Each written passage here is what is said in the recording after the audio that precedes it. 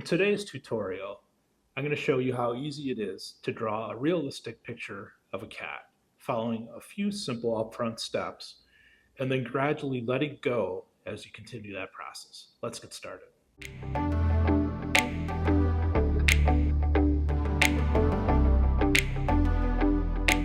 Hi, my name is David. Thanks for stopping by and watching this video today. So what I did here is lay down a simple box on the paper so I know where on the paper I want the portrait to lay.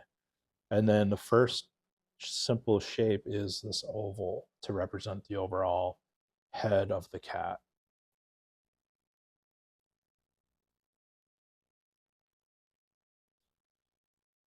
Then we lay down two lines for the placement of the eyes within that oval.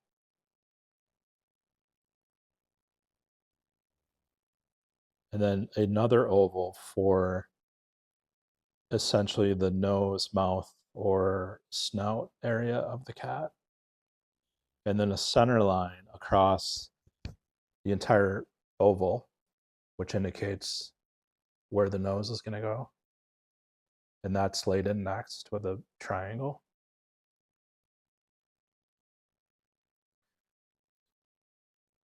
Then two boxes for the eyes, and those line up with the outer edges of the nose. You can see here the inner part of those boxes for the eyes align with the outer lines of the nose.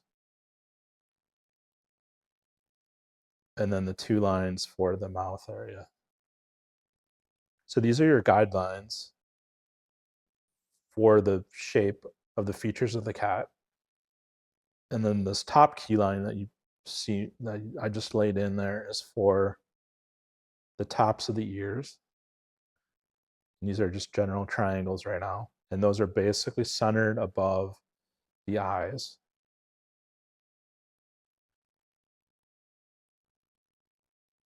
And then just two lines indicating where the head meets the body.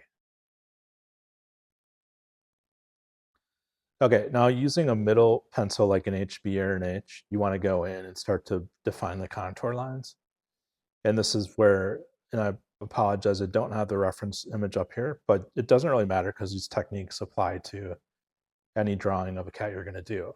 So the next step is just laying in these contour lines as you're observing the features of the cat. And that's just the outer line. So going around the ear, the top of the head.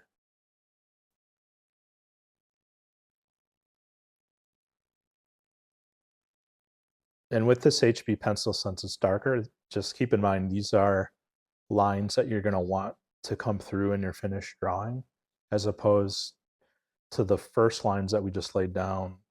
These shapes are using a 2H or 3H pencil because it's lighter, because you'll want to erase those later. And when you do that, just you want to lay those lines down very lightly. You don't want to press hard into the paper, otherwise it'll be difficult to erase those. Okay, so now we have the outer contour line. And now we move into the inner features. So this is where you start to define the shape of the eyes, which on cats almost feels like a lemon in shape at an angle. So keep in mind, right, it's aligning with the two upper points of the nose. You can see how the bottom of the eyes are pointing right towards the top of the outer edges of that upside down triangle of the nose.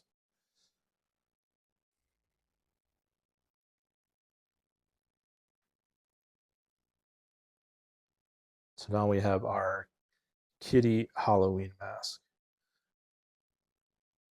Now going into the nose. So instead of the straight edge triangle, you're starting to put some curvature to it, adding the nostrils, rounding out that bottom instead of a point.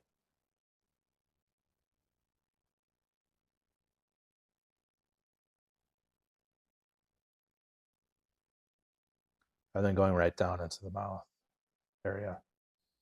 And this is where you can have some fun with the type of expression you want your cat to have, with how the two lines of the mouth form.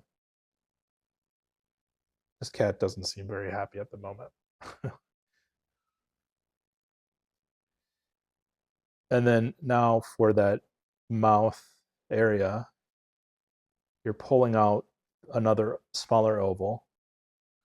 And this will help as we get into the shading layer, because you're going to want that to have some form to it. And then now going in and adding the pupils. And this is again where the personality can come through and how these pupils are positioned in the eye. Okay, so now going to the an even softer B pencil, so not an HB, but you can pick up something like, a 4, 5, or 6B, or depending on how much of a difference you want in the value, you could go up to an 8B for a very dark value. And what I'm doing here is I'm indicating fur without drawing every single piece of fur, right? You don't need to do that. The eye is going to fill in the rest of that information. So as long as some of your pencil lines are feeling like fur, at a glance, it's going to look like there's more fur than there is. And that's, I think, an important thing to keep in mind as you're drawing an animal is you don't need to worry about all the detail. You just need to indicate essentially what the fur is doing. So like the direction it's pointing, the general shape of it. And as long as you get that in one area, it's going to start to feel like fur in a larger area. So now I'm going back and erasing some of the key lines because I don't want those to come through in the finished drawing. And then using the contour lines as my guide now. So this is where, keep in mind, right, like I mentioned earlier, you don't want to put those lines down too dark, otherwise they won't erase. And the reason for that is the H pencils are a harder lead and they dig into the paper, which drives the graphite down on the paper. So you can't put too much pressure on those.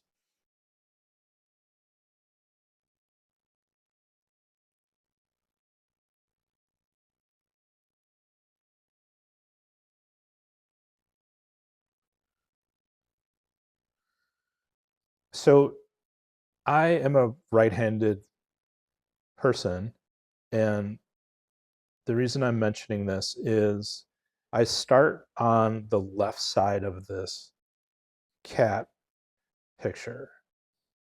And the reason is because my right hand is touching the paper on the right side. And if I were to lay down the graphite on the right side, it would be smearing all over the place, right? So I work from left to right. So if you're left-handed, I'm not sure that would, it's up to you how you go about it, but that's just the consideration that I use, is just to avoid the smearing. And I'll use a piece of paper later on, you'll see, to protect the graphite on that right side, but it's just something to keep in mind of what side you start on, because you don't want the lead to smear all over your drawing.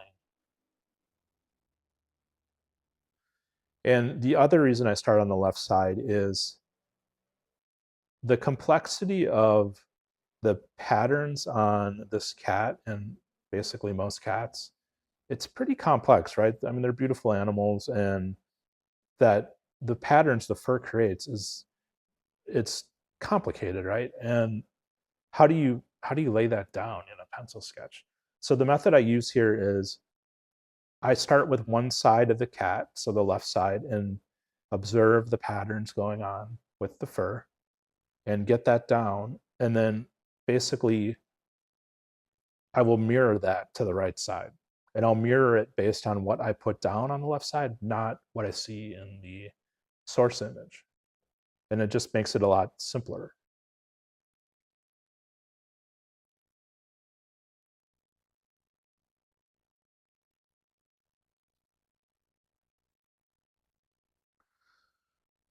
And I'm starting with, using that heavier grade B pencil for the darker value. And I'm going right into the patterns that I see in the cat's fur. And as I'm doing this, I'm not trying to be super literal to, oh, it didn't exactly curve that way, or that stripe's not exactly there. It's a little, it's an inch to the left or to above the eye. Like, you don't have to be that precise. You're just looking at the overall feel of the pattern and trying to communicate that in your drawing, but you're reacting to what you have laid down on the paper and making the pattern work within that, if that makes sense. So following the curves and the structures that you've laid down and letting the patterns work with what you have on the paper versus literally in the source image. Okay, so now more structure here to the eye, going for the darkest darks first.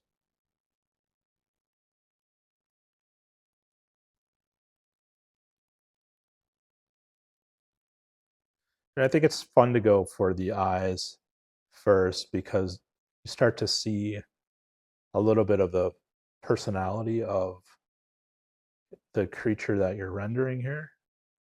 And that's just kind of a fun thing to see right away.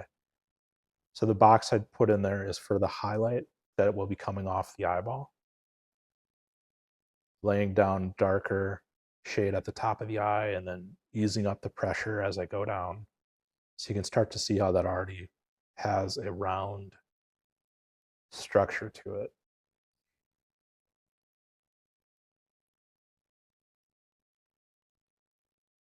So now I'm getting into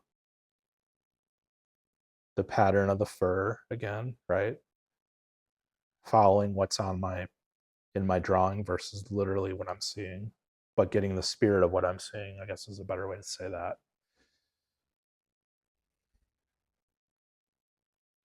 And I'm not, so the overall head here, I'm not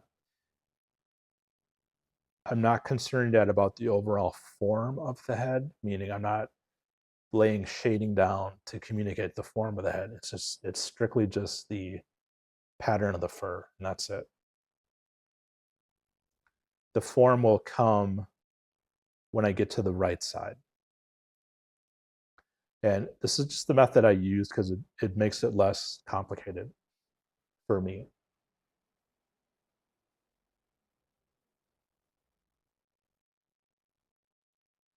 So these patterns I'm laying down, I will essentially then mirror that on the right side when I'm done.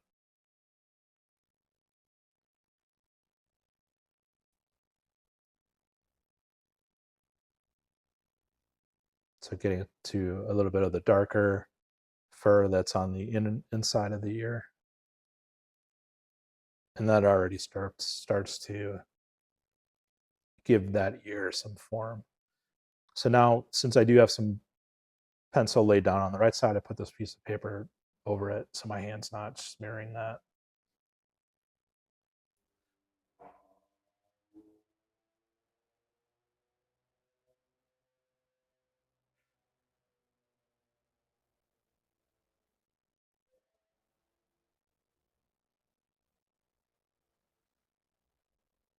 So just let these pattern lines flow is really some advice I would give you here, right? Don't feel, this is not a scientific medical illustration. It's a fun rendering of a cat. So no one's going to hold you to, oh my gosh, the pattern is not exactly what it looks like on my pet cat. Like you're just trying to get the feel of it.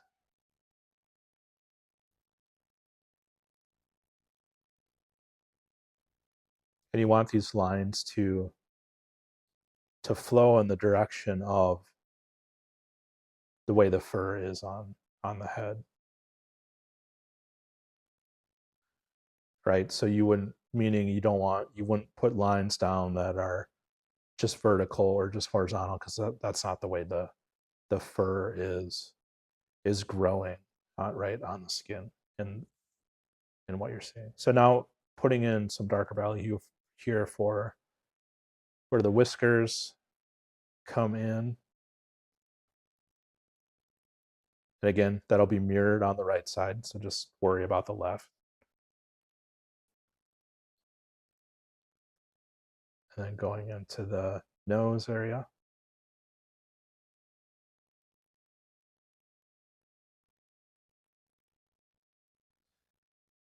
And you'll notice too, I'm not drawing the nostrils. I'm just putting in a dark value to indicate the nostrils, which again is that's another way to simplify how you're creating these anatomical structures.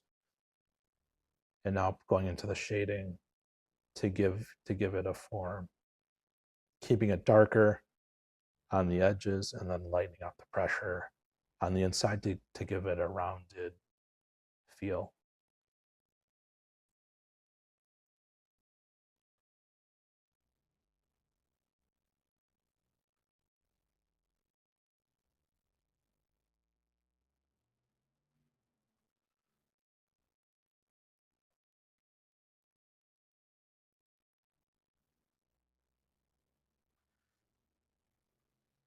So you can see how these lines at the bottom, which are still part of the pattern, are indicating the form of the head, right?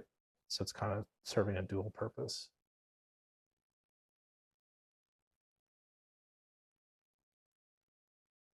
So this cat's starting to come to life a little bit.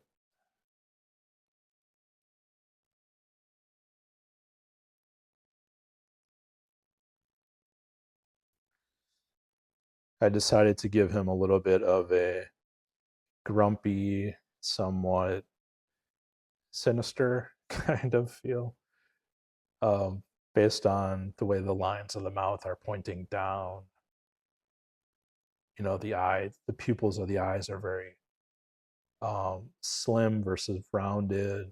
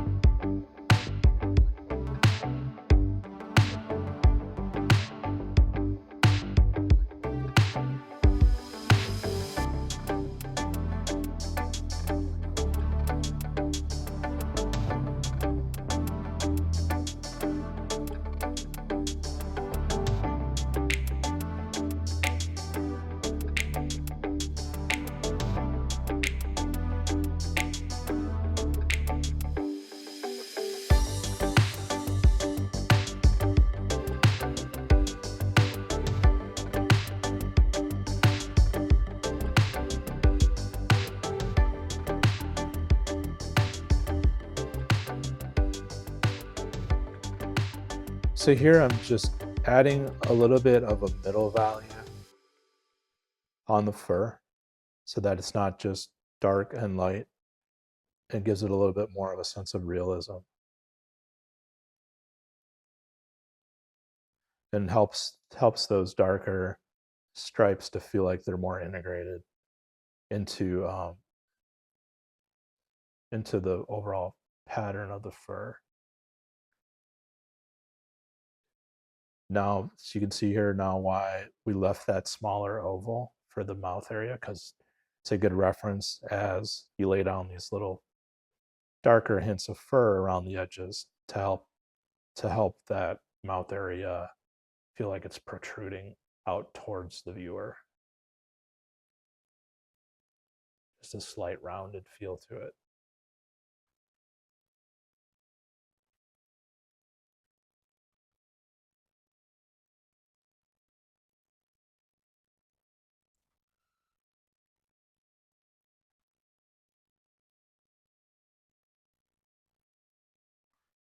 And these dots are an interesting feature because they actually are colored fur that you see on the cat. So just part of that overall pattern.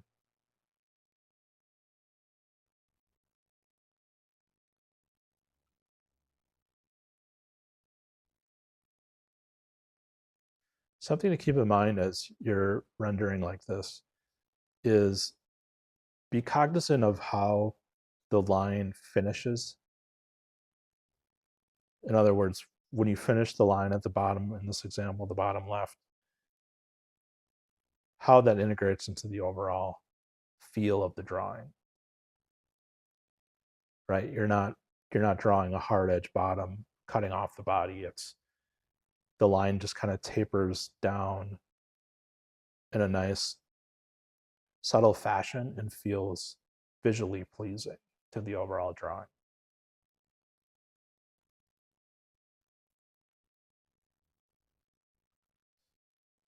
Going a little bit darker now on the top part of the eyeball to really help that round and feel like it's going back into space, and the eye has more of an oval shape to it. You can really see how that starts to feel pretty realistic now. Same thing with the nose, same idea, darkening the outer edges even further.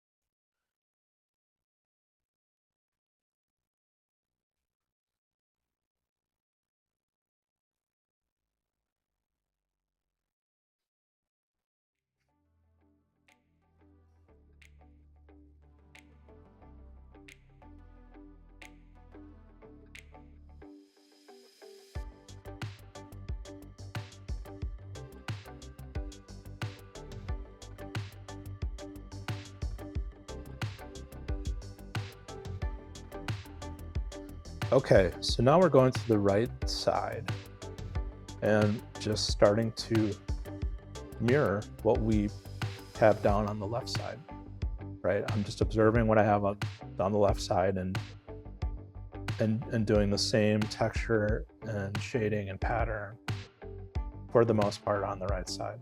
Not, it's still referencing the reference image, but not being super literal about it, because at this point, what I have down on the left side may not be exact to the reference image, right? So to make it more realistic, it's better to mirror what I have down on the paper on the left side. And again, going for the darkest darks first, not going for form necessarily on any object yet, just getting the texture and the pattern of the fur down.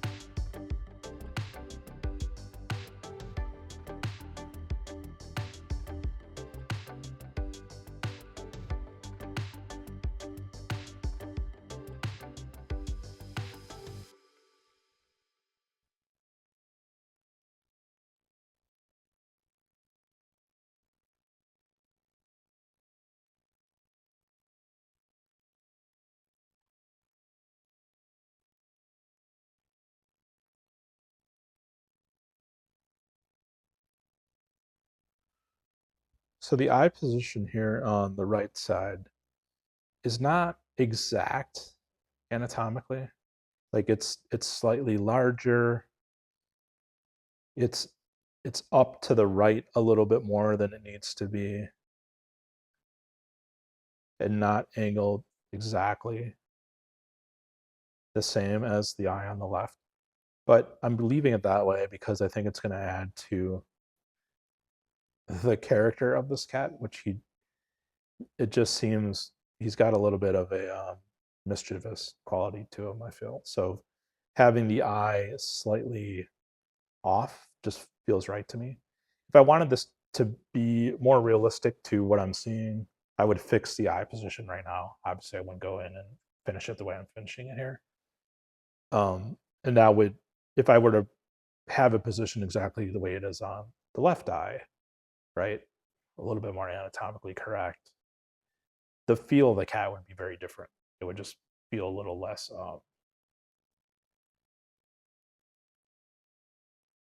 It would feel a little less mischievous, maybe a little bit cuter, if you will. This guy feels kind of like an alley cat.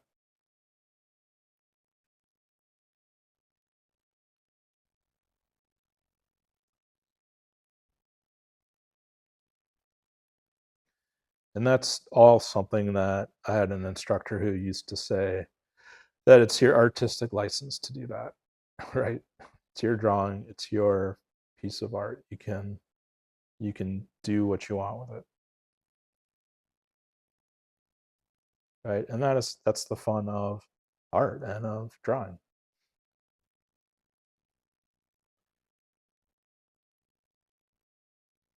Obviously, if you have an interest in eventually doing, pet portraits or commissions, for example, that's not something you can do. But that's okay. Like, it's just the important thing is if you're able to observe if something is off or not accurate to your source image, that's the biggest hurdle. Because if you can see that, you can fix it. I'm just choosing not to fix it.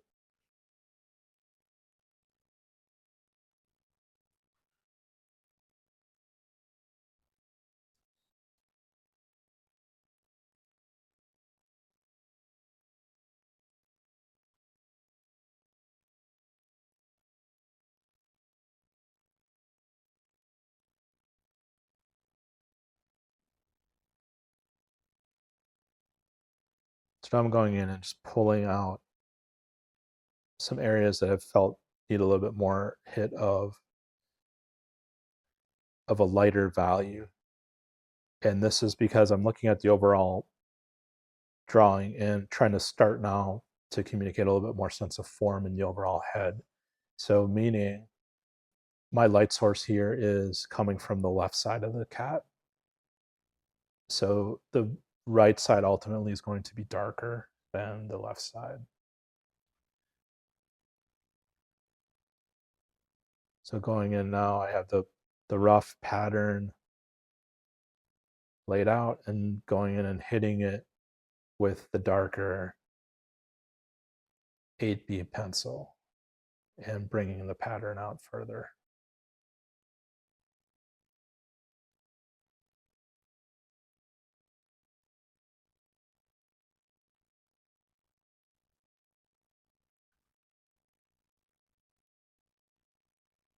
So now this is where looking at the overall form, so bringing darker overall shading to that right side of the face, but at the same time allowing the pattern to still come through.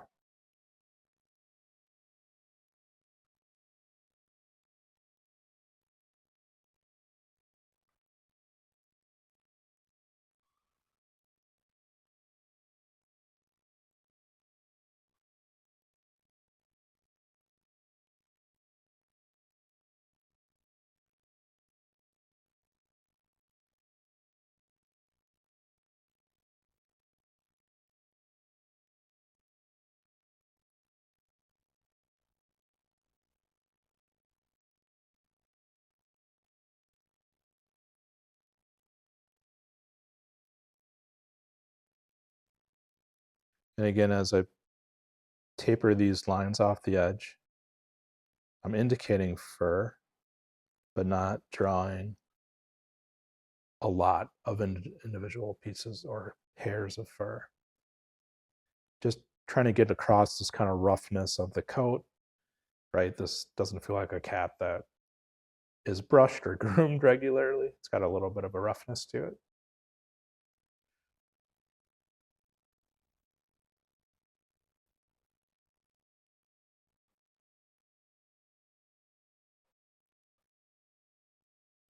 Darkening around.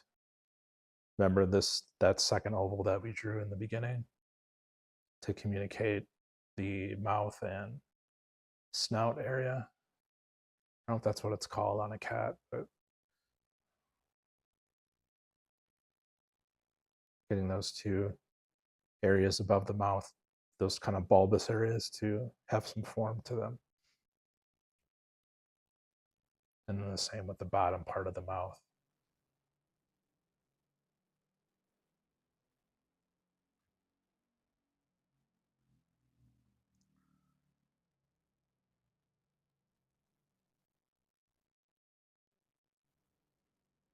going into the whiskers, and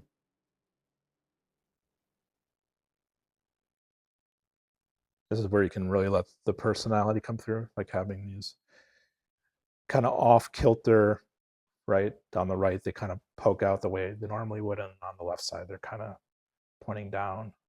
He just makes them feel a little rougher.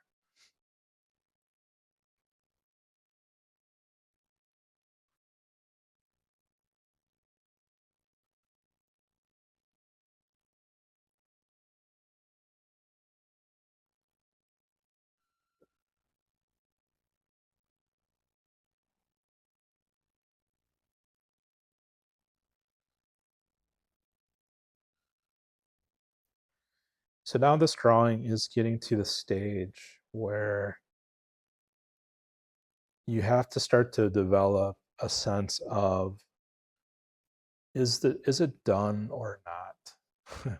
And that's always a tough question, right? It's, you know, pencil is more forgiving than other mediums as far as allowing you to go back into it and work it, right? Like you can't do that with things like watercolor. Um, but you can, it's easy to overwork a pencil drawing, right? In general,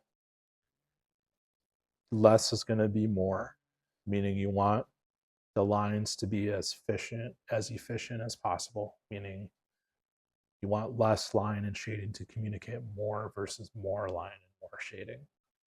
It's just more aesthetically pleasing. And this drawing is getting to the point where you kind of want to just leave it. Like it's starting to feel, pretty realistic. There's personality coming through in this guy, and it's getting to a stage where, yeah, I could keep working it, but what's really going to get me? And it's a hard thing for you to get a sense for it. The only way to get a sense for it is to just keep drawing. The more you draw, the more you're going to get a feel for what your style is and when you need to say something is done, and it's very individualistic. What I do recommend is when you get to that point is, just get up and let it go and step away from the piece for, a good half hour and don't look at it again. And the reason for that is you might observe something that you missed, like something that needs to be fixed, and then you can go back in. Um, and what I noticed on this one was when you look at his left ear, I don't know why I keep calling this cat a he, but when you look at the left ear, the amount of the white space in the bottom left of the ear just feels off, right? Um, there's no, it's not indicating or feeling like it's creating a form of the ear. It just feels like I forgot to shade that area, to be honest. So that's something I go back into and fix.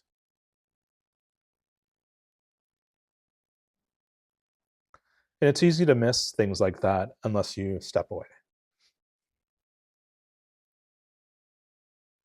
The other thing I noticed was and the video cuts this off, but the top of the left ear, the height of that is a little bit oddly out of whack compared to the right ear. So what I did was I just erased the top point of fur to make it feel a little bit more balanced, even though it adds to the roughness of this cat.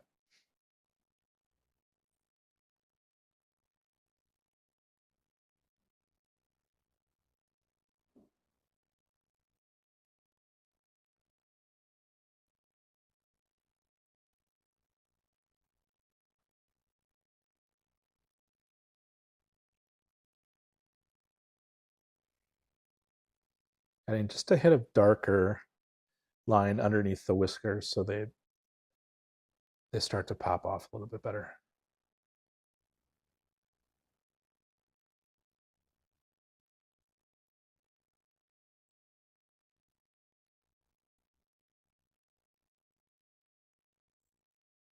So you can see how now the right side of the face feels like it's more in shadow, and it gives the overall head a good sense of form to it.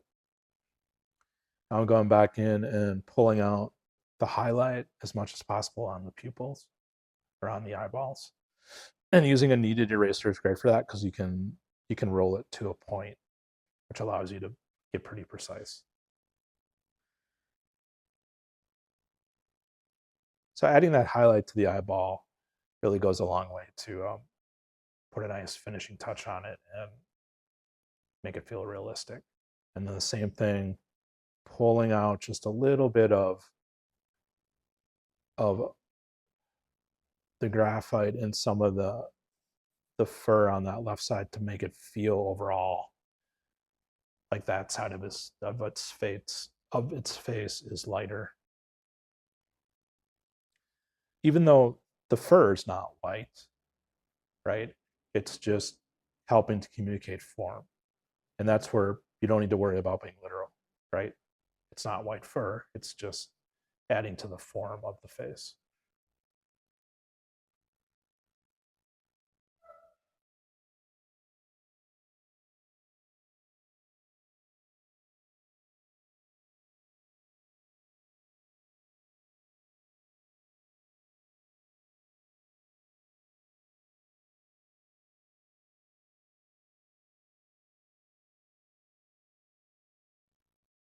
So here's where I went back,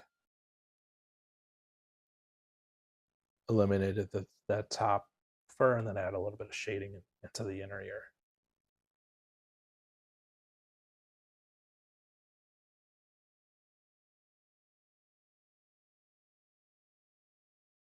I hope you found that helpful. And I think you'll be able to see that when you follow these steps to drawing any cat, it's going to be easy to get a realistic depiction. All right, thanks so much for watching, and we'll see you next time.